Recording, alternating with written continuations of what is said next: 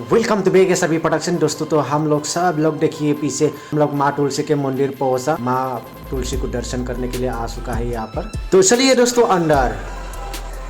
यह है तुलसी मंदिर, तुलसी माँ तुलसी का मंदिर है। तो यहाँ पे दर्शन के लिए आया हुआ है, चलिए दिखाता हूँ। तो दोस्तों यहाँ पे तुलसी का सब स्टोरी लिखा गया है, यानी इसमें बुक रखा गया है तुलसी का बुक। तो इसमें हिस्टोरी मिलेगा तुलसी का।